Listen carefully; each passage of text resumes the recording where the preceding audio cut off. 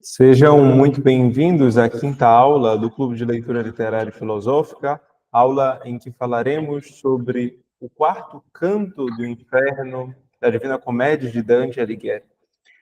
Essa aula vai ser dividida em duas partes, ou a análise desse canto vai ser dividida em duas partes. Na primeira parte, nós o leremos completamente, mas também nós focaremos em alguns autores e as obras respectivas que Dante menciona. Então, há um conjunto bem seleto de poetas mencionados por Dante, e eu vou ler trechos dos livros para que vocês entendam melhor a importância para o poema, para o Dante e para a gente, de modo geral. E na próxima aula nós veremos outros autores mencionados que não são mais da literatura, mas da filosofia.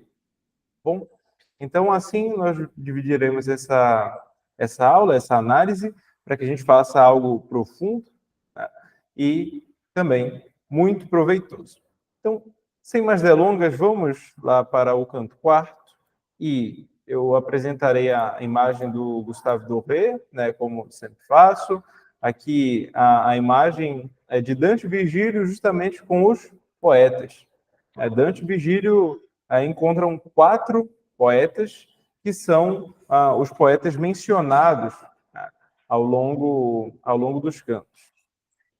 Eles são Homero, poeta grego, Horácio, romano, já temos o Virgílio, que é outro poeta romano, né, o Ovídio e o Lucano. Sobre eles e dados biográficos, eu deixei um tópico aqui em que nós entraremos posteriormente. Mas a tríplice divisão que eu sempre faço, né? Como eu já havia dito para vocês, para a gente bem analisar uma obra literária, é preciso que a gente faça alguma espécie de divisão, né? Em primeiro lugar, o argumento, ou seja, após a leitura nós vamos fazer qual o ponto central desse canto, dessa instância, se a gente estiver lendo os Lusíadas, por exemplo, de Camões, dividido em instâncias e cantos, dessa estrofe, enfim, qual o ponto central dessa parte do poema? Em segundo lugar, a localização no todo, né, de que forma se relaciona com o restante. O Dante tem uma localização bem clara, que são os círculos do inferno, ou os círculos do purgatório, ou os círculos do paraíso, né? Onde é que ele está? E, em terceiro lugar, quais as partes? Ou seja, uma análise por partes. Eu já sei do todo, já sei do que trata, mas como esse canto, como essa parte se divide? Nós poderíamos falar esse conjunto de parágrafos, esse capítulo, esse livro, enfim, como essa parte se divide, né? Isso é importantíssimo, ressalto, para que a gente tenha em mente sobre o que o poeta fala e como o canto se desenvolve. Então, vejamos só, colocar na Divina Comédia. Aqui. Ótimo. Não está totalmente trecho em italiano. O trecho em italiano hoje é importantíssimo, né? Como eu já havia dito, eu não vou ler em todas as aulas tudo em italiano. Aqui eu vou ler somente algumas partes, mas eu vou especificar o porquê, né, nós leremos. Mas vamos começar, como a gente sempre faz, lendo todo o texto em português e depois fazendo os nossos comentários respectivos. Então, Dante começa da seguinte forma. Rompeu o profundo sono em minha mente um trovão que me fez estremecer, como quem é acordado bruscamente. Lembrando, nós estávamos com Dante e Virgílio atravessando o rio Aqueronte, um dos rios do inferno, com o barqueiro chamado Caronte, um barqueiro clássico dentro da mitologia grega e romana, e no meio do caminho, quase chegando nessa entrada real do inferno, o que acontece? Dante adormece, ele perde os sentidos ou ele desmaia. E aqui ele acorda. E como é que ele acorda? Bom, ele acorda com um trovão rompendo. Por que essa palavra é interessante? Romper. Em italiano, ele diz rupemi, rupemi. E vejam só, né, o R é um pouco diferente e Dante usa isso de propósito. Né? Mas por que de propósito? Porque existe uma figura de linguagem, ou seja, um modo de usar a língua para expressar uma figura que se chama aliteração. Né? Aliteração é a repetição de sons, a repetição, em geral, de consoantes. Para quê? Para que nós possamos causar algum efeito na mente do leitor. Um pouquinho aqui, causar algum efeito na mente do leitor. E que efeito que Dante queria que fosse causado na nossa mente? Bom, o efeito da letra R mesmo, né? Esse efeito de rum, de uma certa explosão, né? Com essa repetição. Então, quando ele diz rupemi l'alto sono nella testa un greve truono, né? Vejam só esse R repetindo bastante, né? Querendo se referir ao trovão.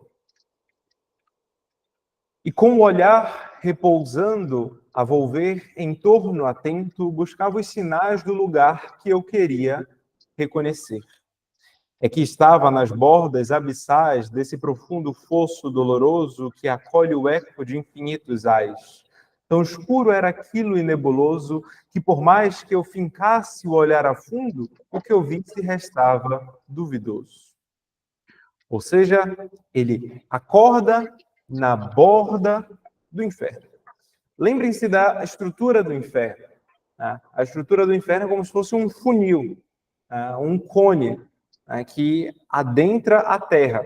Então, ele acorda na borda, ele olha lá para baixo, né? E ele escuta, olhando, ele também escuta muitos sons, e algo ainda muito nebuloso, ou seja, ele não consegue ver bem diante do que é que ele está.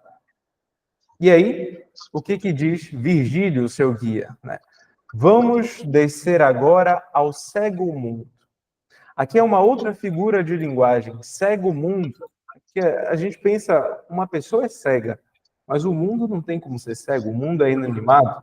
Né? Isso é o que nós chamamos de metonímia, do efeito pela causa. Ou seja, a metonímia é um modo de eu falar da parte do todo, da parte pelo todo, ou de alguma coisa que foi gerado pela sua causa. Enfim, nesse caso, a gente tem que pensar como é a cegueira. Alguém que está cego é alguém que não consegue enxergar. A gente pode falar só enxerga a escuridão. Ou seja, é uma pessoa que está em um estado que tem diante de si a escuridão. O cego mundo é um mundo que não enxerga, um mundo, então, obscuro. Né? Mas é obscuro por duas razões. Não somente porque é totalmente está em uma escuridão total, uma escuridão física, a gente pode pensar, mas Dante consegue ver várias coisas. Ele vê rios, pessoas, fogo, depois vai ver gelo. E aí? Como isso se dá? Bom, ele é obscuro não tanto por causa dos sentidos, da escuridão dos sentidos, mas mais por causa da escuridão da mente. Ou seja, o cego mundo é aquele mundo que se apartou da verdade e por isso está cego. Nós vimos no terceiro canto, né, que Virgílio fala das pessoas que estão no inferno como aqueles que perderam o bem do intelecto. Aí eu disse na aula passada, o que é o bem do intelecto? O bem do intelecto é a verdade. É aquilo que o intelecto busca, né, em sentido mais próprio. O que é? Conhecer. Conhecer como as coisas são. Isso que é a verdade. Então, vejam só, a poesia e os poetas, de modo geral, condensam várias realidades em imagens, em poucas imagens. E de que forma isso se dá aqui? Né? Quando eu falo cego mundo, em duas palavras, eu posso aprofundar e abordar o local onde eles estão, a qualidade, ou seja, como aquelas pessoas estão ali, por que isso se dá. Há toda uma explicação filosófica, teológica, para a utilização de duas palavras. Então, essa condensação aqui é bem clara. Então, o Virgílio diz ao Dante, né? Vamos descer agora ao cego mundo. Disse o meu guia, posto em certo turbamento, serei primeiro e tu serás segundo. Virgílio está em turbamento, está turbado, perturbado. Ele está, de alguma forma, tenso.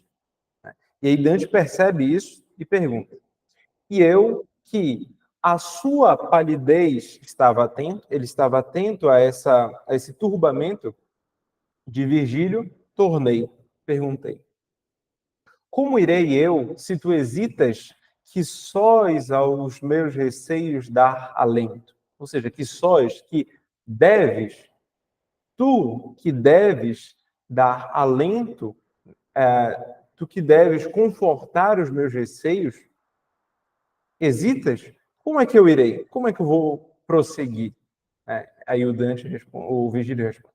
E ele, a angústia das gentes derrelitas que aqui estão é que o rosto me ensombreia de piedade, que medo tu acreditas. Ou seja, olha, tu achas que eu estou com medo, mas na verdade isso é piedade.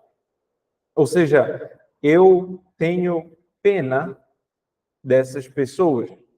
E por quê? Porque é onde o Virgílio estava. O Virgílio estava nesse local onde o Dante com ele se encontram, ou seja, no limbo, que é o que ele vai explicar agora. E ao círculo primeiro, proceder me fez que o abissal poço rodeia. Então, eles estão no primeiro círculo do inferno. Primeiro círculo do inferno que ainda não é um local onde estão propriamente os condenados, como nós veremos. Sons aqui eu não pude perceber, de pranto só suspiros, mas bastantes para aquela aura eterna estremecer. Então eu não vi as pessoas chorarem aqui, mas somente suspirarem. Né? Suspirando. Eles estão, sabe, quando nós estamos cansados ou quando algo nos chateia, mas a gente não está tão bravo assim. A gente não quer chorar, não está com raiva ou com uma tristeza muito grande, mas isso nos incomoda. E aí nós suspiramos, como que pesado. Só mágoa era, sem penas torturantes, que fazia a turba imensa suspirar, de homens, de mulheres e de infantes. Era só mágoa. Mágoa com uma certa tristeza. Por que eu não fiz isso? Nesse sentido. O Dante, em italiano, não usa mágoa, mas di duol, senza martiri, né? Ou seja, sem ser martirizado, mas somente com uma certa dor. Né? E que fazia a turba imensa. Né? O que é turba? Né? A turba é a multidão. Nas escrituras é bem comum a gente encontrar, em especial em latim, a palavra turba copiosa, as palavras turba copiosa, né? Copiosa aqui significa muito. Nós temos essas duas palavras em português, do mesmo jeito. Né? Uma turba copiosa significa uma multidão, que fazia a turba imensa suspirar de homens, mulheres e de infantes. Meu mestre, a mim. Não te ouço perguntar que espíritos são esses que tu vês. Eles, te explico antes de mais andar, não pecaram, mas não têm validez. Sem batismo, seus méritos, e isto faz parte dessa fé na qual tu crês. E os que tenham vivido antes de Cristo não adoraram Deus devidamente, e eu dessa condição também consisto. Somos, por essa causa, somente perdidos, mas nossa pena é só esta: sem esperança, ansiar eternamente. Ou seja, Virgílio explica onde é que eles estão. Quem são as pessoas que estão ali diante deles? Essas são as pessoas que não pecaram, mas não têm validez, sem batismo. Ou seja, são as pessoas... O que é a validez, né, dentro da teologia? E aqui, Virgílio faz como que uma explicação teológica. Né? Ele diz, elas não podem ser salvas porque elas não estão na graça. A graça é a participação na vida de Deus. É poder ter a natureza, a nossa natureza humana, né, quem nós somos, animais racionais, elevada para participar na vida divina mesmo, né? Alguns teólogos chamam isso de deificação, né? Ser como que Deus, né? E é justamente isso que é interpretado por palavras como filhos de Deus, estar na amizade com Deus e outras expressões correlatas. Então, o que Virgílio fala é, olha, essas pessoas elas não pecaram. Não pecar significa não pecaram gravemente. Elas não feriram algum dos mandamentos de maneira voluntária, né, e de modo grave. Pecaram, mas não gravemente e de modo voluntário. E por isso, né, por isso, melhor dizendo, e porque elas não receberam o batismo, elas não têm validez. Ou seja, elas não têm o benefício, né, de entrar no céu. Por isso elas estão nesse local. Isso, ele diz o Virgílio, né, faz parte dessa fé na qual tu crês. Ou seja, Dante era católico, e essa era a interpretação teológica do que estava acontecendo. E além disso, né, ele diz, e os que tenham vivido antes de Cristo não adoraram Deus devidamente. E eu dessa condição também consisto, né? Ou seja, aquelas pessoas que mesmo vivendo antes de Cristo, mas não adoraram a Deus. Por quê? Porque mesmo as pessoas que morreram sem a graça, mas que adoraram Deus devidamente, é como se elas tivessem desejado o batismo, né? Chama isso do batismo de desejo. São pessoas que não foram batizadas de fato, mas se elas pudessem, elas teriam sido, porque elas adoraram Deus, ainda que nas suas imperfeições. Esse foi um assunto que gerou muito debate quando os portugueses vieram, né, para o Novo Mundo, né, para as Américas. O que se perguntava nas universidades de Coimbra, de Salamanca, ou seja, nas universidades na Espanha, em Portugal, bastante era, tá, mas e os que morreram antes de conhecerem a fé, eles poderiam ter sido salvos ou não? A resposta é sim, desde que eles tenham querido adorar Deus devidamente. Esse desejo, mesmo que não tenham recebido o batismo de fato. Então é isso que o Virgílio explica aqui em poucas palavras. Somos, por essa causa, essa somente, perdidos, mas nossa pena é só esta. Ou seja, nós ficaremos perdidos, nós não podemos ser condenados ao inferno, porque nós não cometemos algo grave contra Deus. Porém, a nossa pena é esperar, sem esperança, ansiar eternamente. Ou seja, eles desejam eternamente Deus, né? Mas sem esperança. Ou seja, sem ter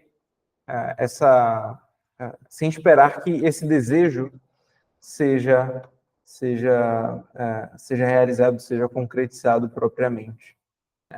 Essa é a esperança de todas as pessoas, na verdade, que são condenadas, mas essa é a pena de todas as pessoas que são condenadas. Mas não só essa, é essa e mais outra que é relativo aos pecados cometidos, como Dante entende. Certo? Então, a Virgílio explica, eles estão no limbo, ou seja, não foram condenados, mas não poderão ser salvos, estão no limbo. E aí, o que o Dante, né, aqui, como narrador, fala? Pena senti por sua palavra mesta, triste, imaginando a gente de valor que nesse limbo assim suspensa resta. Né? A gente suspensa, ou seja, que foi suspendida, ou seja, que não foi nem para um lugar nem para o outro, que não foi salva nem foi condenada. Né? Essa palavra suspensa é a palavra que Beatriz utiliza para falar com Virgílio, como nós já havíamos visto. Né? Então, essa é uma conexão que Dante faz para dar coerência, a uma coerência interna, como eu disse na aula passada, né? As obras literárias não podem ser analisadas pelo critério da veracidade factual, ou seja, como nós analisamos obras históricas. Porque as obras literárias falam daquilo que poderia ter acontecido e não daquilo que aconteceu, né? Citando Aristóteles.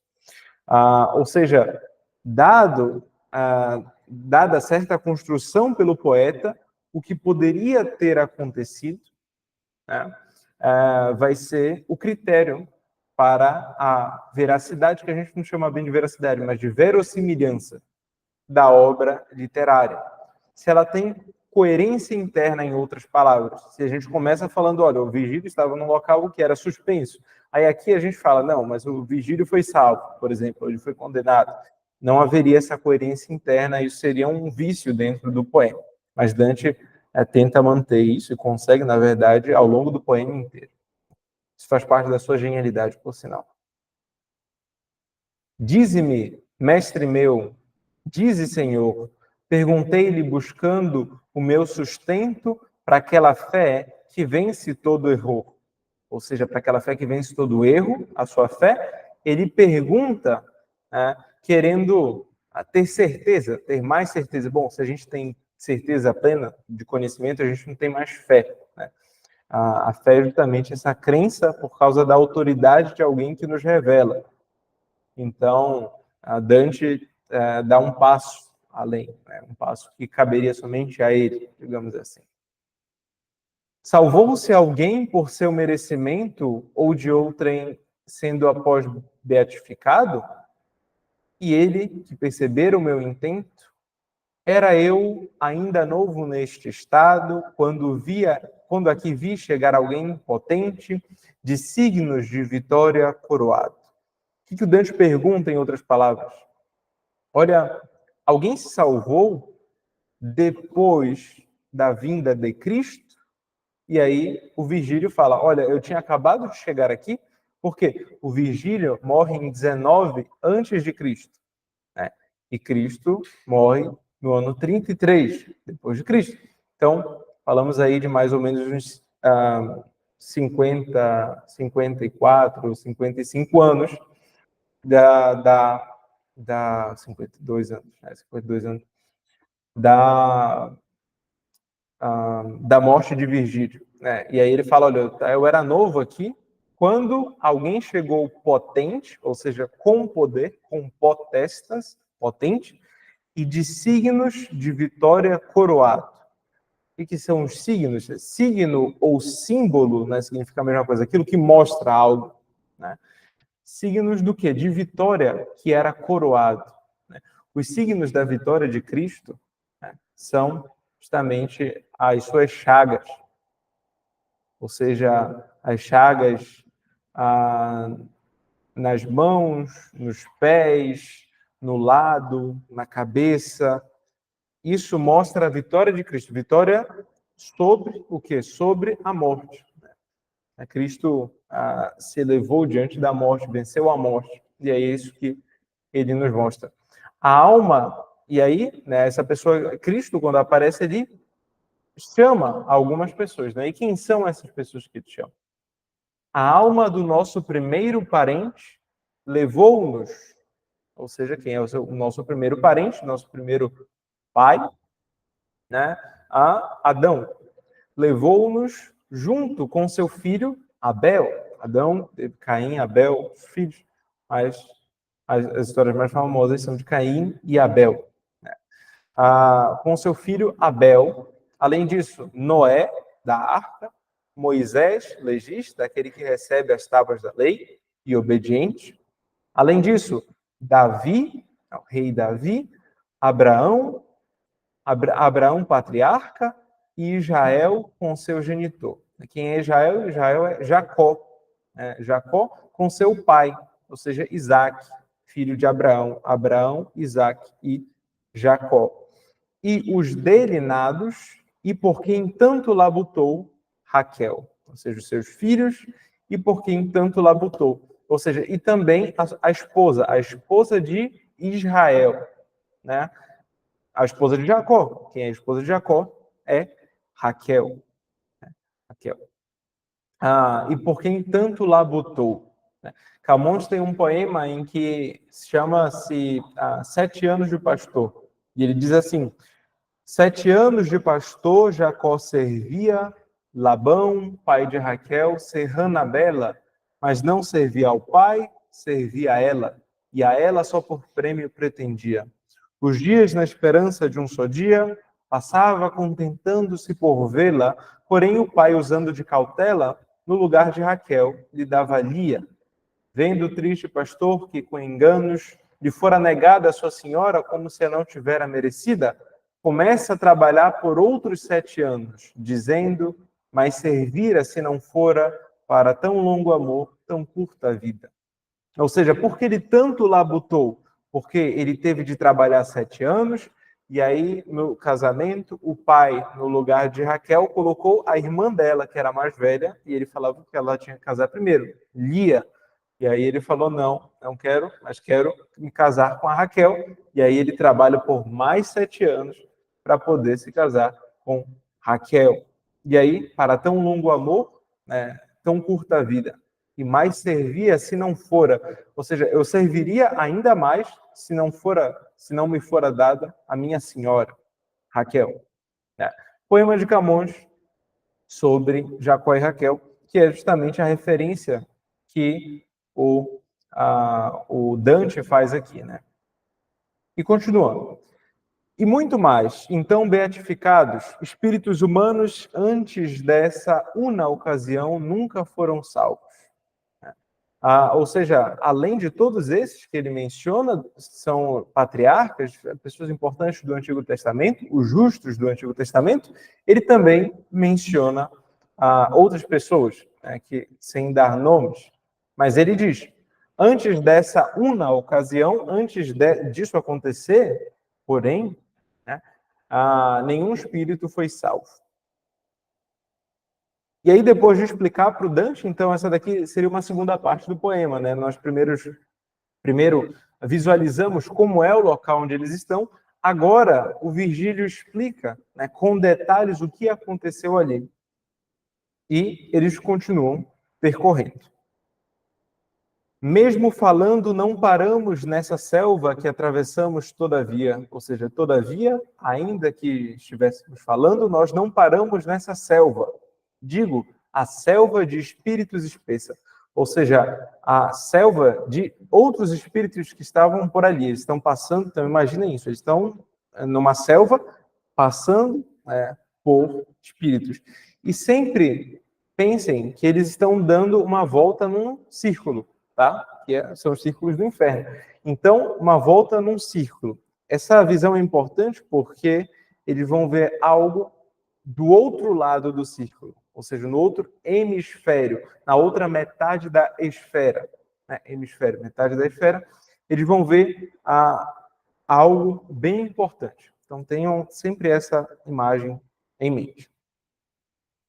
Não tinha percorrido longa via, depois do sono, quando vi um clarão que das trevas um vasto arco vencia. Esse vasto arco, né, ele em italiano é dito que hemisfério de tenebre vincia, né, que o hemisfério das trevas vencia. Ou seja, metade do círculo, metade da esfera estava iluminada por um clarão. E logo esse local deu-me a noção, pelo que eu podia ver de longe e em parte, de ser de honrosa gente a habitação. Eu vi de longe que ali estavam pessoas honrosas. Mestre, inquiri, que honras ciência e arte?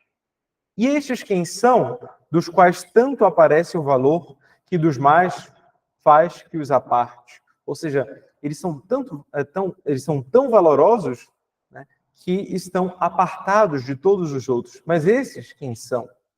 E ele explicou: aquele que merece em sua vida mortal ser distinguido, graça adquire no céu que o favorece. Então, aquelas pessoas que fazem coisas grandes, na terra merecem graças do céu, graças que favorecem essa pessoa. E aí, quando ele estava falando, eles ouvem um chamado. Logo, um chamado foi por mim ouvido. Honrai o nosso poeta eminente, sua sombra volta que tinha partido. Ou seja, alguém se dirigindo ao Virgílio. Ao final desse apelo veemente, esse apelo forte, de 4 grandes sombras havia chegado de 4 grandes sombras. Seu semblante nem triste nem contente parecia, logo ouvido guia a chamada. Então, essas sombras não tinham um semblante nem triste nem contente. Estavam um olhar normal, o vulto, o semblante, o rosto, né, normal. E o Virgílio explica ao Dante, né, quem eles são. Olha, o que vem à frente, qual decano, aquele mais antigo, dos 3 segurando uma espada. A gente usa essa palavra decano no tribunal, né, o juiz, o desembargador, que é o decano, o mais antigo. E aqui o decano, o que vem à frente, vem segurando uma espada. Ele é Homero, poeta soberano, a espada como um símbolo de poder, de primazia, aquele que está em primeiro lugar. O satírico Horácio junto vem, em segundo lugar, o sátiro. Né? Sátiro é aquele que faz sátiras, aquele que, etimologicamente, né, deveria ser, aquele que critica a sociedade propondo melhoria por meio dos seus poemas. Isso que deveria ser uma sátira, não uma crítica vã, mas uma crítica, digamos, construtiva, né, com algum sentido. O terceiro, depois do Homero e do Horácio, é o Ovídio e o último, Lucano. É sobre esses 4 que nós falaremos logo mais. Desde que cada um deles detém os mesmos dotes com os quais fui saudado, recebo sua honraria como convém. Ou seja, Virgílio estava dentre eles, né, dentre esses poetas. Assim, o belo grupo vi formado da escola do Senhor do excelso canto, cujo voo como dáguia é incontestado, ou seja, a escola do Senhor do excelso canto. Eu disse para vocês que quando nós falamos sobre poesia, nós não utilizamos palavras, verbos, substantivos como falar uma poesia, ler uma poesia, mas declamar uma poesia ou cantar uma poesia. Isso nos gregos, nos romanos, aqui no Dante, no Camões, em português mesmo, nós utilizamos o verbo cantar. Né? Canto. Cantando espalharei por toda parte, diz o Camões. Né? As armas e o varão eu canto, diz o Virgílio na Eneida. O Dante falou, né? O musa, o alto engenho, ou seja, invocou as musas para cantar sobre o que viu. Né? Sempre é esse verbo utilizado, para declamar. E esse senhor do excelso canto tem o voo, ou seja, cujo voo é incontestado como o voo da águia, ou seja, ele voou a alturas elevadas. Né? E ele foi o senhor da escola, aquele que ele é aquele que lidera a escola, aqueles que ali aparecem. Longo foi seu colóquio e, entretanto, acenavam a mim, e eu vi o prazer no sorriso do mestre meu, por quanto privilégio iriam me conceder da acolhida na sua comunidade, e assim fui 6º entre tanto saber. Dante se coloca aqui como o 6º grande poeta diante deles. Então tem o Homero, tem o Virgílio, tem o Horácio, tem o Ovídio, tem o Lucano e Dante Alighieri. Ele se inseriu, ele sabia que o que ele estava fazendo era algo grandioso. Isso é bem difícil da gente notar, mas outros já sabiam. O Horácio, de certa forma, sabia, o Ovídio sabia disso, eles colocam nos seus poemas um gracejo, né, como se fosse uma piada, falando, olha, Os meus versos serão lembrados para sempre. Toda vez que alguém os lê, se conforma a essa minha afirmação. Né? Então, e nós o lemos até hoje. Né? Os lemos até hoje por causa disso, né? Eles realmente tinham razão, assim como o próprio Dante. Acho que desses todos, o Lucano é o mais desconhecido, sobre ele já falarei. Então, ele foi o sexto. E aí eles continuam o caminho. Juntos andamos para a claridade num colóquio que é bom se o não revelo tão como o foi em sua oportunidade. Ou seja, foi tão bom aquele colóquio que eu não vou revelar, né? Colóquio. Isso significa falar com alguém, né? Cum loquere, né? Falar com alguém. Logo chegamos a um nobre castelo. Então essa é uma outra parte. Eles acordaram, Dante acordou ali na beira, né, do fosso abissal, do fundo do inferno. Ele começa a se dirigir, ele encontra os poetas e, como eu disse para vocês, ele já tinha visualizado, já tinha vislumbrado aquele castelo no fundo, né? Ou melhor, ainda não era um castelo, mas era um clarão, algo que brilhava muito. E aqui ele diz o que é essa, da onde vem esse brilho. Logo chegamos a um nobre castelo de altos muros em cétupla clausura, também cercado de um arroio belo. Ou seja, um castelo que tinha 7 clausuras, ou seja, que tinham os 7 muros, e que era cercado por um arroio, ou seja, um pequeno rio, um pequeno rio belo. Estava assim. Então pensem, imaginem esse castelo. Que atravessamos como terra dura, eles passaram pelo meio do rio. Depois, entrando debaixo de 7 arquitraves, ou seja, de portões, de 7 portões, viemos a um prado de fresca verdura, ou seja, de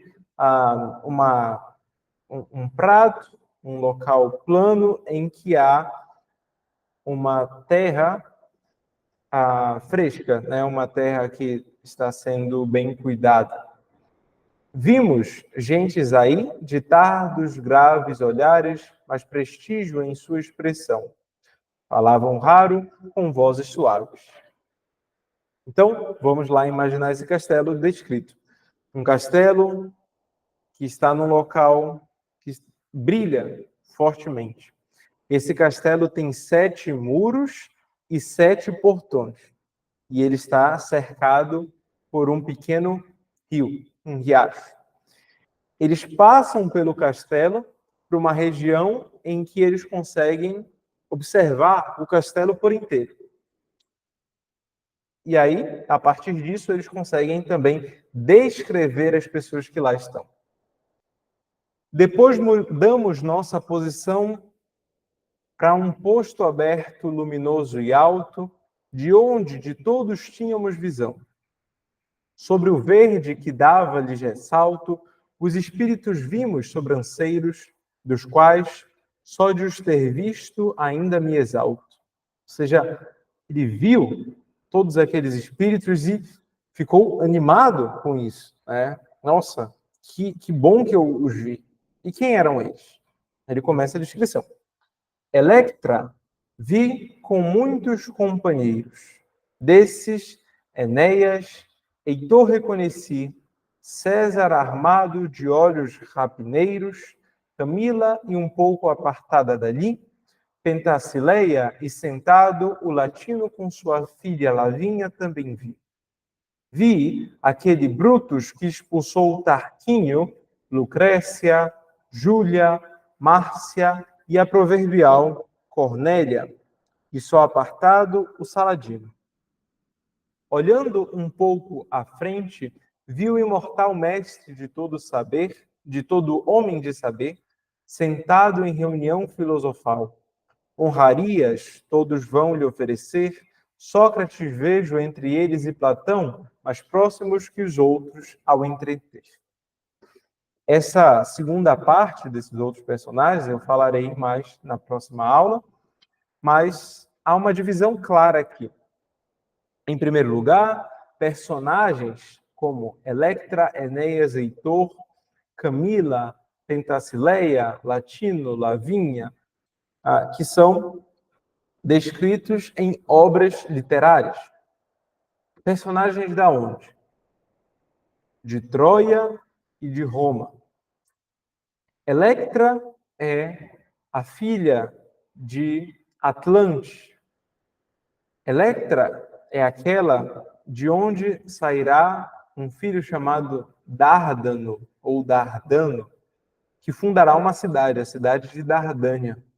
E um dos seus filhos se chama Tros, que dará nome a essa cidade, não mais Dardânia, mas Troia.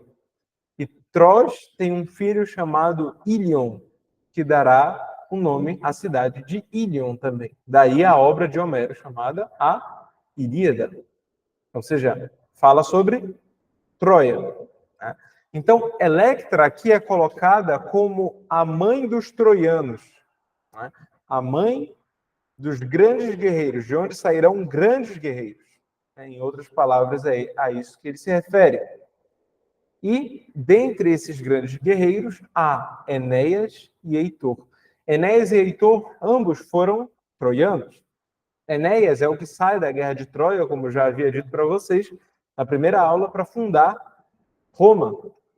E Heitor é o grande guerreiro que luta contra Aquiles na Ilíada, né? E o grande troiano que é morto por Aquiles. Ele era filho do rei, o Príamo, o rei de Troia à época, e é o guerreiro pelo qual todos torcem quando leem a Ilíada. Não por Aquiles, que a gente vê como Aquiles é tomado pela ira, né? E é assim que começa a Ilíada mesmo, né? Canta-me a cólera funesta de Aquiles, né? A ira que causa a morte. E aí, por causa disso, a gente fica com certa raiva do Aquiles, né? E começa a torcer para o Heitor, digamos assim. Então, ele reconheceu Enéas e Heitor, além disso, César, ou seja, Júlio César, armado de olhos rapineiros, né? Com os olhos como uma ave de rapina, com os olhos cerrados, prestando atenção ao seu redor. Ou seja, o grande quase primeiro imperador de Roma. E além disso, vê Camila, Penthesileia, Latino e Lavínia, né? Camila, Penthesileia. Camila é contra quem? Já foi mencionada aqui, né, no primeiro canto, que é contra quem o Enéas vai lutar. Depois Penthesileia, uma das Amazonas, que aparece na Guerra de Troia. Latino e Lavínia. Latino era o pai, era o sogro, se tornou sogro de Enéas, Lavínia, sua esposa. Depois Brutus, que expulsou o último rei de Roma, chamado Tarquínio, o soberbo. As 4 mulheres virtuosas, Lucrécia, Júlia, Márcia e Cornélia, sobre as quais eu comentarei na próxima aula. E Saladino, um sultão, né, que ninguém sabe muito bem porque Dante coloca aqui, sendo que ele era muçulmano, né, lutou contra os católicos, enfim. Mas também posso levantar algumas hipóteses, mas isso na próxima aula. A distinção que é feita é entre grandes guerreiros de Roma e de Troia, que realmente existiram, que são personagens literários, com grandes filósofos, grandes pensadores. E aí ele coloca em primeiro lugar, né, o mestre de todo homem de saber, il maestro di color que sano, o mestre daqueles que sabem. Quem é esse? É o Aristóteles. E ele estaria no topo, ou seja, Dante fala, olha, esse daqui é o maior filósofo que existiu. E debaixo do Aristóteles estão Sócrates, Platão, e depois ele começa uma outra enumeração bem grande. Demócrito, que o acaso faz razão do mundo, ou seja, o Demócrito ele pensava que as coisas teriam sido feitas por acaso, os átomos ocasionalmente se juntaram e surgiu o mundo. Teorias que depois seriam defendidas no campo da biologia, etc. Anaxágoras e Tales de Mileto, Empédocles, Heráclito e Zenão, todos eles são filósofos gregos. Discóride, que as plantas deu a Vales, ou seja, um filósofo que falou sobre as plantas, tendo feito como se fosse o primeiro tratado sobre botânica.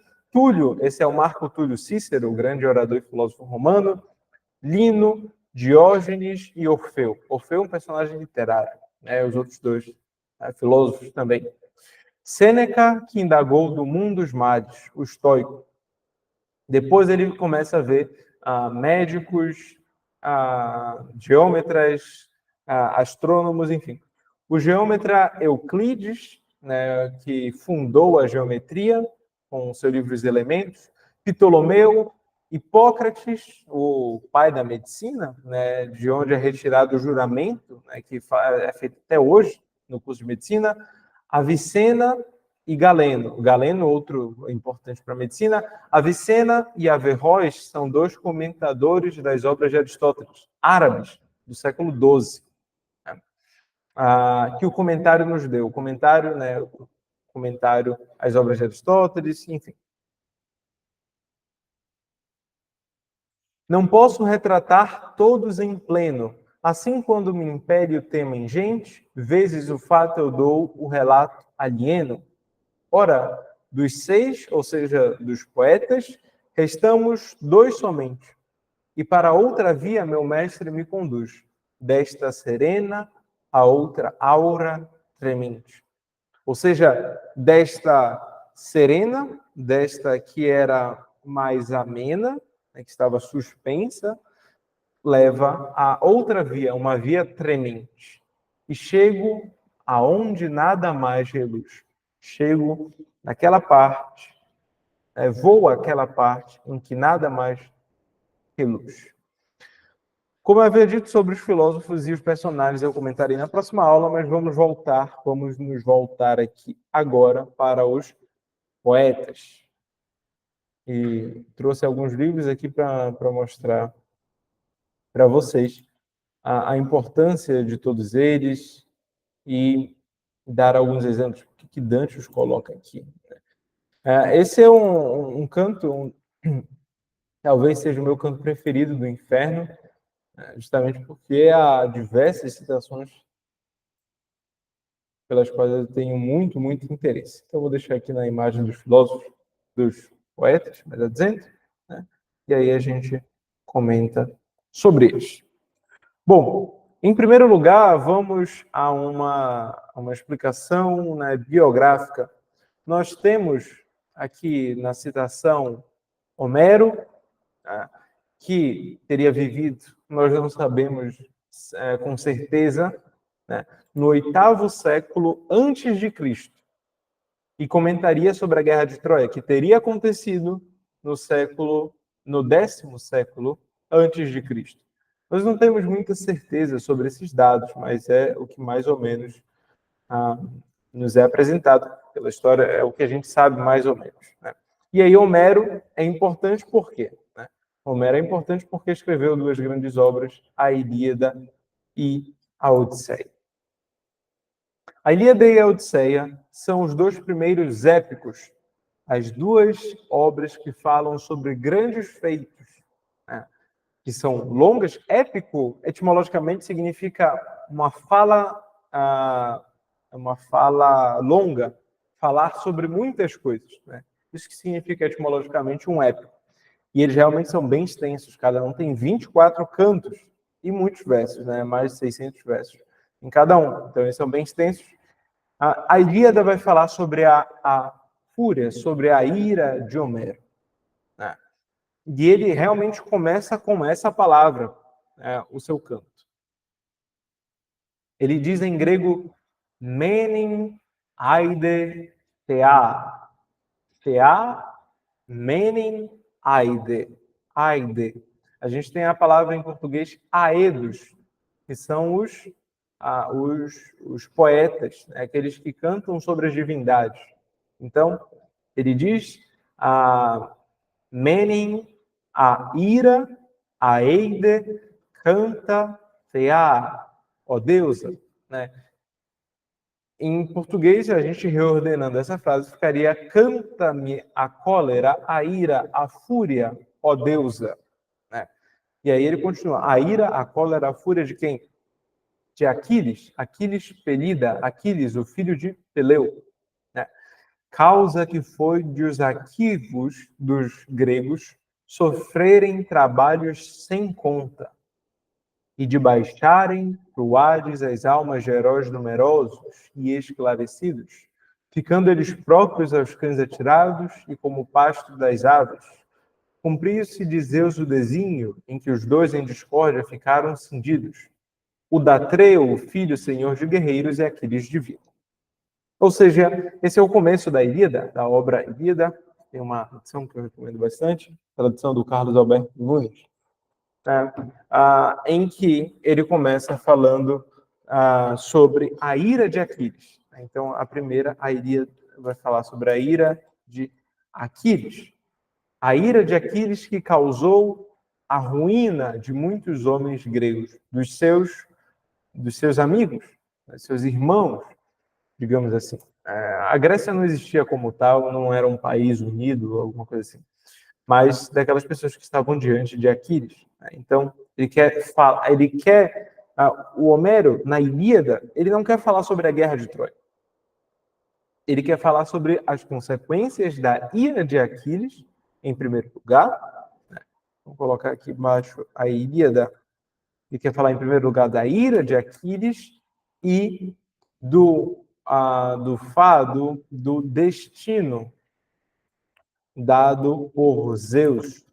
É por isso que na tradução é dito: cumpriu-se de Zeus o desígnio em que os dois em discórdia ficaram cindidos. Por quê? Porque logo no começo existe uma briga entre o Aquiles e o Agamemnon, ou seja, entre o Aquiles e o chefe, o rei dos gregos, aquele que está chefiando, governando os gregos.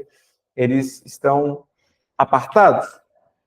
E é sobre essas duas coisas, novamente, que fala a Ilíada: a ira de Aquiles e o destino dado por Zeus aos gregos. E se passa na Guerra de Troia. Mas a Ilíada nem fala do final da Guerra de Troia, fala somente de 50 dias dentro do último ano, mas nem termina a Guerra de Troia. Nós sabemos do término por outras obras, como a Odisseia e a Eneida. O Cavalo de Troia, por exemplo, não está na Ilíada.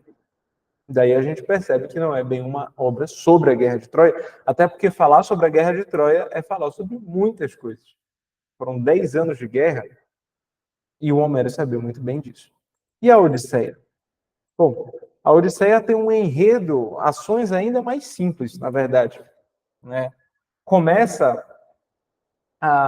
O poema inicia com o termo andramoi enepe musa, musa moi andra enepe, ou seja, musa, canta-me, moi canta a mim, andra, ou seja, sobre o homem.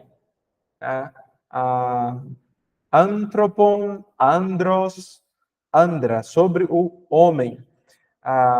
E quem é o homem? O homem é justamente o Odisseu, daí a obra Odisseia. Mas não somente sobre o homem, né? Mas a gente poderia traduzir de uma forma como: canta-me, musa, reconta-me, musa, reconta-me os feitos. Musa, reconta-me os feitos do herói astucioso que muito. O herói astucioso, o homem, né, que é a tradução do Carlos Alberto Nunes como herói astucioso, a gente pode ver nessa outra tradução aqui do Trajano Vieira, vamos ver exatamente como é que ele coloca. O homem, ele usa o homem multiversátil. Né? Multiversátil, né, é uma palavra bem diferente. Em grego é utilizado polutropon, ou seja, polu, muitos, né, como a gente tem poli, né, e tropos, lugar. aquele que esteve por muitos lugares, aquele que conhece muitos caminhos, né? É o polútropo, aquele que é viajado, aquele que tem experiência, né? Ou seja, diz o Virgílio, andra moi ene pemusa polútropo rosa malapola. Tá? Ou seja, fala-me, canta-me sobre o homem, ó musa, ó deusa. Né? Na Ilíada a gente viu Feá, a deusa, aqui a gente vê musa, né? É referência mesmo. O homem, o qual, por muitas cidades, passou depois que a Troia Sagrada caiu, né? E de muitos homens conheceu os costumes e que também sofreu muitas dores na alma, tentando salvar os seus companheiros, né? Mas não conseguiu salvá-los, porque pela sua loucura, pela sua imprudência, pereceram. Seria mais ou menos isso. Na tradução do Carlos Alberto Nunes seria: Musa, reconta-me os feitos do herói astucioso que muito peregrinou desde que fez as muralhas sagradas de Troia. Muitas cidades dos homens viajou, conheceu seus costumes, e como no mar padeceu sofrimentos inúmeros na alma, para salvar a vida dos seus companheiros e a volta, ou seja, para garantir a vida dos seus companheiros e o retorno deles. Os companheiros, porém, não salvou muito, embora o tentasse. Por quê? Porque eles, sendo loucos que as vacas sagradas do sol e periônio comeram, ele, por isso, do dia feliz os privou do retorno. Ou seja, aqui é um grande resumo de tudo que fez o Odisseu. A Odisseia fala sobre o quê? Fala sobre Odisseu em suas viagens de volta para casa. E o que Odisseu padeceu. Lendo a Odisseia, nós vamos ver que, em certo momento, os seus companheiros, eles comem as vacas, né, que era de um deus, dedicada a um deus, e aí esse deus, o Sol Hiperiônio, né, ele os mata. E aí eles não conseguem voltar mais para casa, morrem, mas tão somente Odisseu consegue retornar para a sua casa. A Odisseia é bem interessante. Ela fala sobre isso, é verdade, mas também tem 4 cantos que tratam sobre o filho de Odisseu, que é o Telêmaco, e sobre o seu crescimento numa cidade em que está somente ele e a sua mãe tentando governar, né? Ou seja, eles tentam governar a cidade de onde o Odisseu era rei, mas só tem ele e a sua mãe. E, pensando que Odisseu tinha morrido, todos os homens solteiros da cidade tentam se casar com a mãe dele. E a mãe tenta enganá-los, porque ela enganar, ou seja, tenta fazê-los esperar, porque ela acha, com certeza, que o Odisseu está vivo, né? E aí, em certo momento, ela fala assim: olha, eu vou tecer aqui um pano, né, um pano para dar para o meu pai, e aí, quando eu terminar de tecer, eu vou escolher com quem eu vou me casar. E aí, ela vai tecendo, né, toda noite, durante o dia inteiro ela tece, e quando ela está terminando, ela desfaz tudo que ela fez, né? E ela faz isso por várias vezes, até que uma serva a dedura, e aí ela é descoberta, mas aí é quase no retorno do Odisseu. Então, a Odisseia mais ou menos vai falar sobre isso, né, sobre as viagens do Odisseu no retorno. Vejam que, tanto no grego, a primeira palavra dita na Ilíada é a cólera, a ira, a fúria. E da Odisseia é o homem. Ou seja, aqui ele está falando sobre o assunto principal, a partir do idioma. A gente não tem essa liberdade no português. No grego e no latim não importa a ordem que a gente coloca as palavras dentro de uma sentença. Elas vão ter o papel delas vai estar preservado, independentemente da ordem. Isso é bem interessante, porque o que dá o papel a função dentro da frase é o seu final, o término. é o modo de escrevê-la. E por causa disso, não importa muito a ordem na qual a gente organiza as palavras na frase. Isso é um privilégio dessas línguas. Bom, e Ulisses é o mesmo. Odisseu em grego e Ulisses em latim. Mas, entre aspas, se fosse o mais correto, seria Odisseu, que era... Odisseu, é. Mas Ulisses é utilizado bastante também, né? Pela tradição latina. Por muito tempo não se conheceu o grego, né? Só foi se estudar grego no século XV, depois de Cristo, novamente, né? E se conhecer mesmo, né, há poucos anos. Isso daí. O que a gente tem hoje era impensável na Idade Média, por exemplo. As pessoas não conheciam mesmo. Então se difundiu muito o nome de Ulisses.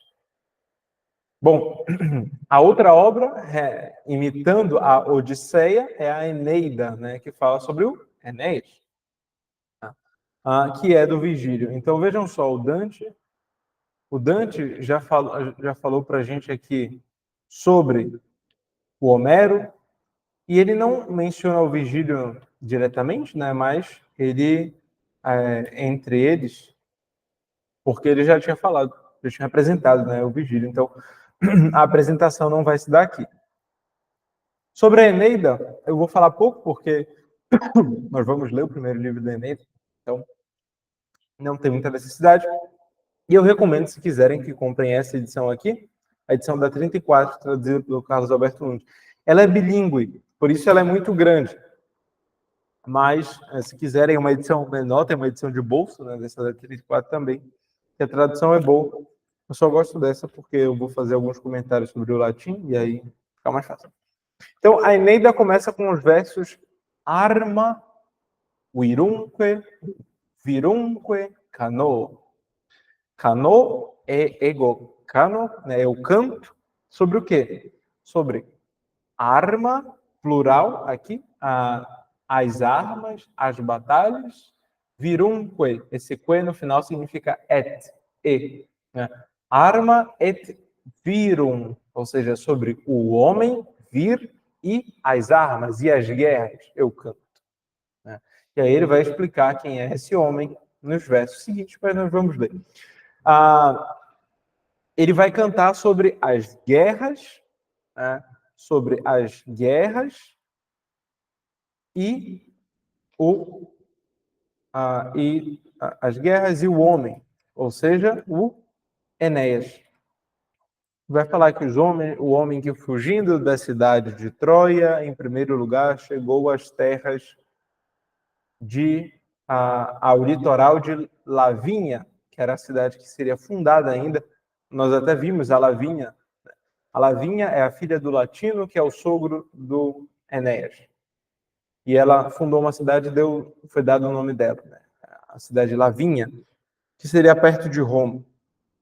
E é dessa geração que vem Rômulo e Remo, fundam Roma, etc. Tá? Então, a Enéia vai falar em 12 cantos sobre a vinda de Enéas até a Itália, as batalhas que ele enfrentou, porque ele tentou se casou com a Lavínia, que estava prometida para outro homem, e aí deu um grande problema, uma grande guerra. Aí que ele vai lutar contra a Camila, que nós vimos. Nós vimos no canto primeiro também outros personagens, o Turno, contra quem ele vai lutar. Certo, mas vamos agora para o Horácio. O Horácio já não é mais um poeta romano, mas que não escreve mais uma epopeia, mas que escreve poesia lírica, poesia, digamos, menor, que é acompanhada pela lira, né? Por isso lírica, etimologicamente. E poesia que ficou conhecida como aquela que trata dos sentimentos humanos, de modo mais profundo. E aí eu vou ler e cantar para vocês um dos seus cantos, né, que está nesse livro, chamado Odes. Né? Odes significa canto, e em latim, né, tem aqui na margem, né, escrito, aqui, Carmina. Carmina. Carmina é Carmen no plural. Carmen significa canto. Carmina, os cantos de Horácio. Horácio vive na mesma época do Virgílio. Né? Ambos são muito devotos do primeiro imperador romano, Augusto, e também recebem muito dinheiro, né, tanto público quanto privado, para que eles pudessem fazer o que eles fizeram. A Eneida é uma encomenda do imperador para o Virgílio. Ele pede para que o Virgílio escreva algo que fosse compatível e que até superasse a Ilíada e a Odisseia de Homero. Então vejam só, assim, é uma missão muito difícil. Tanto é que o Virgílio morreu terminando a obra. A obra está completa, mas ele não terminou de revisar e aí ele pede para queimar a obra. Seus amigos não queimaram, graças a Deus, né? E a gente tem esse grande presente. Imaginem só, né? O nível era muito, muito alto nessa época. E aí pediram para o Virgílio fazer, ele foi lá e fez a obra. Né? Lá em, não sei mais ou menos quantos anos, mas em uns 10, 12 anos ele fez essa obra. É incrível isso. E o Horácio vive na mesma época. E aí ele tem um dos seus cantos que é muito famoso hoje, por causa do seu final. E aí eu vou fazer aqui uma rápida explicação e tradução para vocês. É dito, vou ler em primeiro em latim, é curto, depois fazer a tradução. Tu ne quaesieris scire ne fas, quen mihi quen tibi, finen di dederint leuconoe, nec Babilonios, temptaris numeros. Ut melius quid erit pati, seu pluris riemes, seu tribuit Jupiter ultima.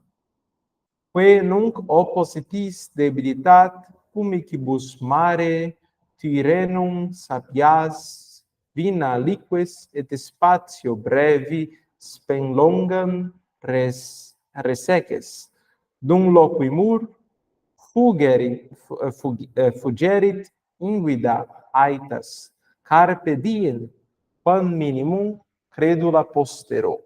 Existe uma melodia para isso? Seria mais ou menos: Tu ne quaesieris scire ne fas, quen mihi quen tibi, finem didererint leuconoe, nec Babilonios, temptaris numeros ut medius, quid erit pati, seu pluris siemes, seu tribuit Jupiter ultima. Ae nunc oppositis debilitat cumicibus mare, Tyrenum sapias fina lices, et spatio brevi, spenlongam reseces, dum loquimur, fugerit inguida, aetas carpe diem, quam minimum credula postero. Então ele está dando conselho para a Leuconoe. E ele começa falando: Tu ne quaesieris scire ne fas. Tu, ou que tu, ele usa um modo que é para exprimir desejo, que tu não quaesieris, né? Que tu não busques, que tu não questiones. Scire ne fas, shire ne fas. O conhecimento disso não é para ser falado, nefas, né? Isso significa, por exemplo, nefasto, nefandi, o que não deve ser falado, né? O conhecimento disso não deve ser falado. Mas do quê? O que ele está falando para não buscar, né? Quen mihi, o que a mim, quen tibi, o que a ti, finem di dederint. Ou seja, o que a mim e a ti como fim, ou qual fim a mim e a ti os deuses darão. Não busque saber o que vai acontecer contigo. Ó Leuconoe, nec Babilonios temptaris numerus. E também que tu não jogues, que tu não utilizes, que tu não tentes os números babilônicos. Esses eram cálculos, né, que adivinham da Babilônia para saber o futuro de alguém. É que tu não faças, a gente chama de tarô, né, hoje, essas coisas que existem hoje, né, para descobrir como vai ser o teu futuro. Ut melius quid erit pati, porque é melhor sofrer qualquer coisa que será, quid erit, né? Qualquer coisa que acontecerá.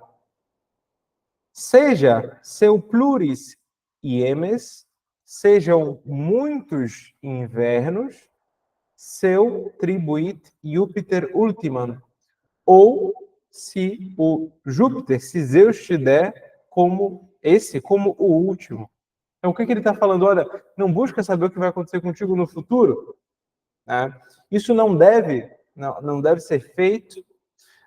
É melhor sofrer o que tiver de acontecer. Sejam muitos invernos, seja o último. Que nunc oppositis debilitat comicibus mare Tirreno, ou seja, o mar Tirreno, né, que agora quebranta, Zeus, que agora faz com que o mar Tirreno fique bravo, né, que ele bata nas pedras.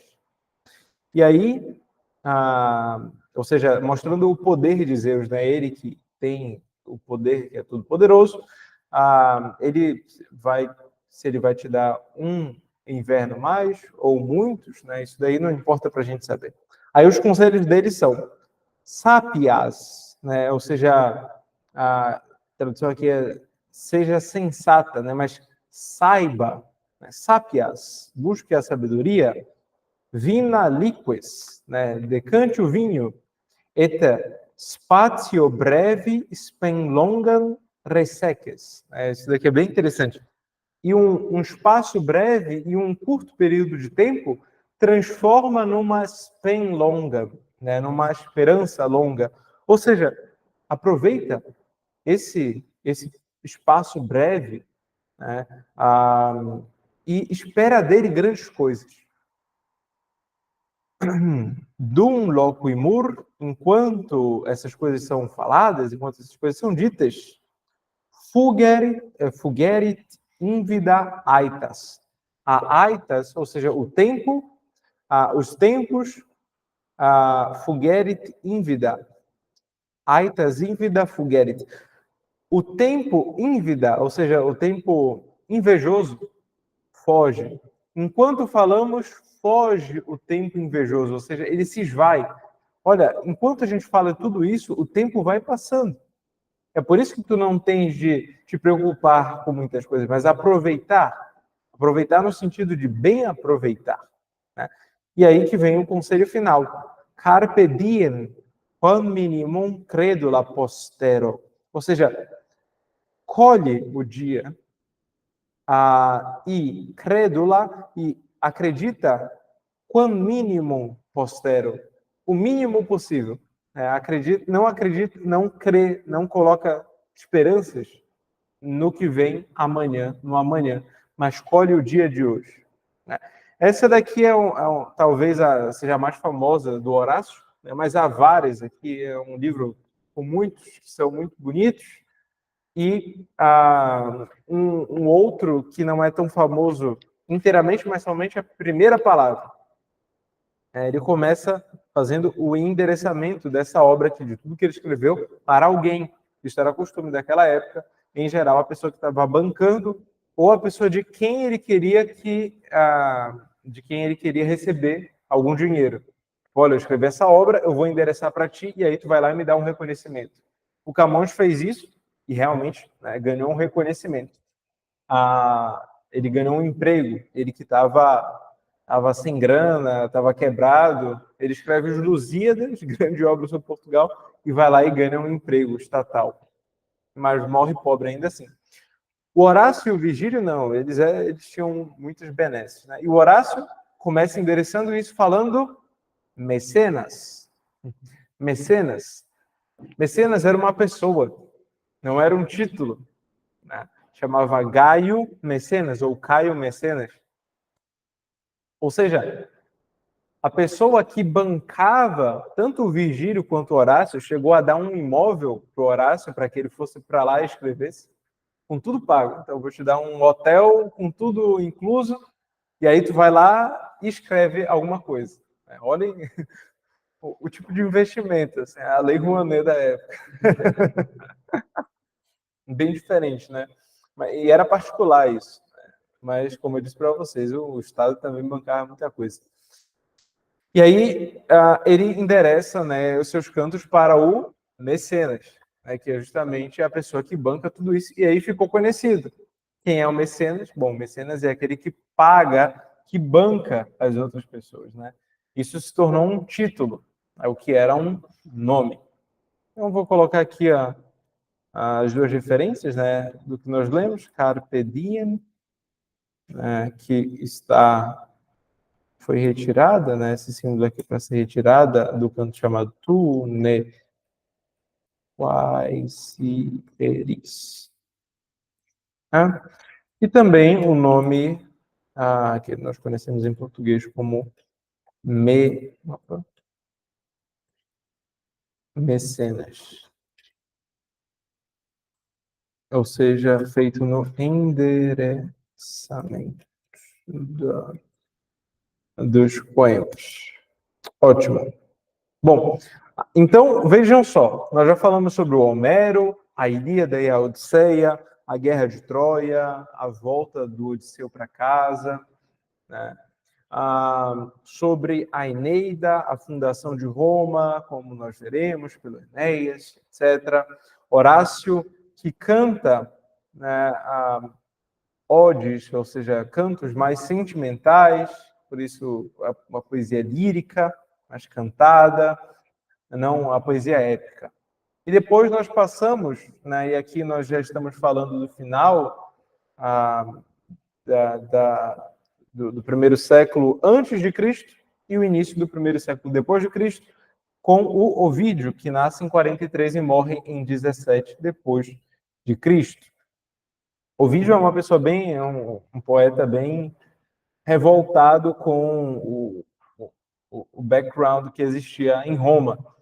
Ele não quer escrever grandes épicos, ele quer criticar, ele escreve com ironia, mas ele tem uma obra muito famosa que são as Metamorfoses. Por que metamorfose? Metamorfose significa transformações. E ele começa a obra, infelizmente nessa tradução aqui não tem o começo da obra, essa é uma tradução feita pelo Bocage, o Manuel Maria Bocage, que foi um português e que fez muitas traduções, era um homem cultíssimo, e uma das traduções é essa daqui, que a tradução do Bocage é um poema à parte, é um novo poema, digamos assim. Mas o Ovídio começa as Metamorfoses falando que ele deseja tratar animus litere, né? Ele está animado, ele foi influenciado para falar sobre os corpos mudados em novas formas. Como assim, né? Ele vai falar sobre um conjunto de mitos gregos e romanos, né, que tratam, em todos eles tem uma metamorfose, ou seja, uma mudança de forma. E aí, no começo, ele está falando sobre a criação do mundo, não tanto a criação como a organização do mundo, né? O mundo foi tudo criado assim por acaso, e aí uma divindade foi lá e organizou o mundo. E aí ele vai falar sobre isso, né? Sobre essa organização do mundo. Ele começa a tratar sobre assuntos da criação do mundo, depois ele vai falar sobre os deuses, né, de onde eles surgiram, os seus nomes, e depois ele vai falar sobre os homens. E aí ele começa falando sobre a criação do mundo, e ele termina falando sobre Júlio César. Ele fala sobre o Enéas, depois ele fala sobre Rômulo, que fundou Roma, e depois ele fala sobre Júlio César. Ele fala sobre a deificação do Enéas. O Enéas, no final da vida, não teria morrido, ele teria sido deificado, como se fosse uma elevação. né? Depois ele vai falar sobre isso tendo acontecido com Rômulo também, era um prêmio aos grandes romanos, digamos assim, e depois o Júlio César teria se transformado num cometa, né? Numa estrela com cabelos, como é dito em latim, estrela com cabelos, e aí o Boccaccio traduziu certamente como um cometa, né? Ou seja, uma estrela que é mais forte, como o Júlio César.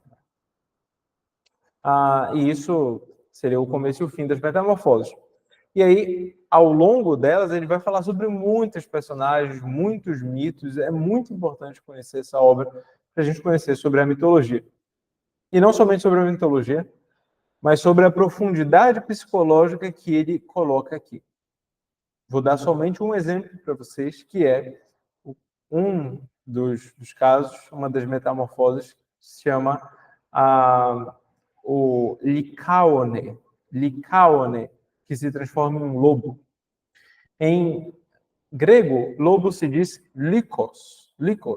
Daí que vem o nome Licaone, né? Aquele que tem um aspecto de lobo. E por que isso? Porque o Licaone era um homem terrível. É um homem que matava os próprios filhos e os devorava. E, em certo momento, ele ofereceu para o Zeus, que teria se disfarçado e ido da sua casa, um banquete feito com os seus filhos, com a carne dos seus filhos. E Zeus, ficando tão furioso com isso, não tolerando mais a fúria, a impiedade tão grande desse homem, o serve, né, de volta uma comida que o transforma em lobo. Mas vejam só, o vídeo não quer falar aqui que ele se transformou em lobo simplesmente. Né? Olha, uma transformação aqui, sei lá, como o príncipe se transformou num sapo. Não, mas pensem no significado disso.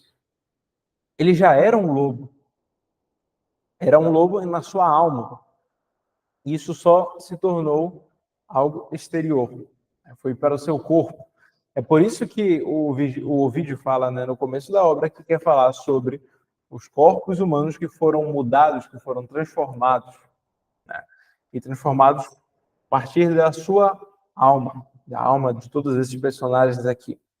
Outro muito famoso é do rei Midas, né, que transforma tudo em ouro. Ele, tão desejoso, ganha um grande prêmio, e o que ele resolve fazer com esse prêmio, né, com esse dom de Dionísio? Ele fala assim, olha, Dionísio fala, olha, tu pode pedir tudo o que tu quiseres, e ele fala, tá, então eu quero que todos os objetos nos quais eu tocar se transformem em ouro. E aí ele não consegue mais viver direito, porque realmente tudo que ele toca se transforma em ouro, e quando ele coloca a comida na boca, quando toca nos lábios, se transforma em ouro também. Então ele vai definhando. Essa é uma imagem muito próxima à imagem da loba que o Dante colocou aqui para gente. A loba, símbolo da avareza, era como? Magra e terrível. Ela desejava muito e depois de comer ela tinha mais fome do que antes. É como o rei Midas, que foi tomado pela avareza, pelo desejo de enriquecer, de ter ouro, de tal forma que ele começou a emagrecer, a definhar, né? Então tem uma relação aqui. Ou seja, ele ficou rico daquilo que não era o que o sustentava, que o saciava. E assim, o que é que acontece com ele? Ele definha, né? Então, essas são duas metamorfoses que são famosas. Tem a descida do Orfeu aos infernos, e nós vamos comentar sobre isso um pouquinho mais, porque o Orfeu é citado aqui pelo Dante, mas na próxima aula. E, por fim, né, depois de passar por todos esses, Homero, Virgílio, o Horácio, o Ovídio agora, Lucano, que é o mais velho de todos eles e o mais desconhecido aqui no Brasil e entre o mundo mesmo. Ele se tornou desconhecido diante de todos esses grandes, né? O Lucano já é do primeiro século mesmo, depois de Cristo. Nasce em 39 e ele comete suicídio em 65 depois de Cristo. Ele foi condenado. Por quê? Porque ele conspirou contra o imperador da época, Nero, e aí ele foi condenado e, para não morrer, né, pelo Estado, ele se suicida, comete suicídio. Ele escreve essa obra chamada Farsália. A gente tem essa tradução aqui em português do Brasil, né? Em português de Portugal tem tudo, mas em português do Brasil e é bilíngue, somente os 5 primeiros cantos. Farsália é uma cidade, é um local onde acontece uma grande guerra, o fim de uma grande guerra, a guerra civil. E aí, quando a gente fala de guerra civil, a gente imagina uma guerra numa cidade, tá? Mas é uma guerra civil no Império. Então, pode ser em qualquer lugar do Império. Então, é uma guerra civil no Império Romano, que não acontece em Roma, mas acontece na Espanha, na Farsália, que é a guerra civil entre Júlio César e Pompeu, da minha família. Quineu Pompeu. Pompeu era uma família romana, e aquele que tinha feito o triunvirato com Crasso e Júlio César,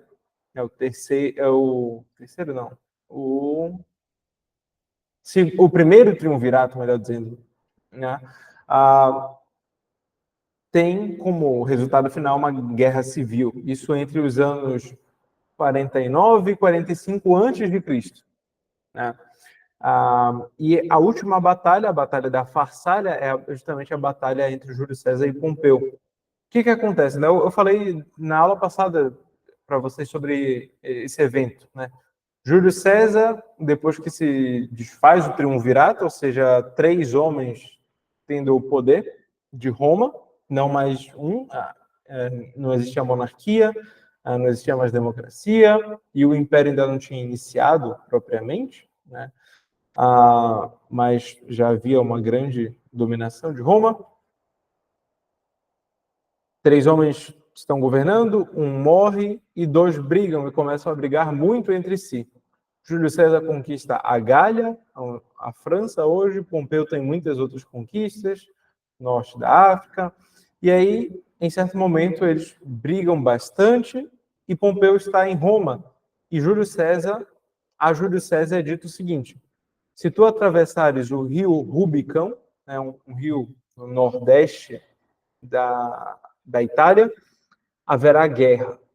E aí Júlio César, que está com uma legião somente, poucos homens, atravessa o rio Rubicão e chega a informação falsa a Pompeu de que ele estaria com todas as suas legiões, ou seja, todos aqueles que o apoiavam. E aí Pompeu, receoso, porque não estava com tanta gente em Roma, foge de Roma. E com essa fuga de Roma, César consegue chegar em Roma e, ao longo do caminho, recruta mais e mais legiões, mais e mais homens, até que ele fica com uma quantidade razoável, né, de soldados e pode lutar contra Pompeu. E aí eles lutam na Farsália, como se fosse na Espanha, hoje, e Júlio César acaba vencendo a guerra. Lembrando uma coisa interessante, né? Pompeu se casou com uma das filhas de Júlio César, chamada Júlia, que é justamente uma das mulheres que Dante comenta ali, né? Então, Dante faz algumas referências às obras dos poetas citados. Por isso que eu quis tratar primeiro dos poetas, para depois falar sobre os personagens. E aí a gente vai saber em qual obra está e sobre o que fala essa obra. Então, a Farsália vai falar sobre a guerra civil, guerra civil romana, entre Pompeu e Júlio César, que se deu entre 49 e 45 a.C. Logo depois, Júlio César é morto, e aí começa, depois ainda, o Império Romano. E aqui eu tenho aqui um mousepad com os imperadores de Roma.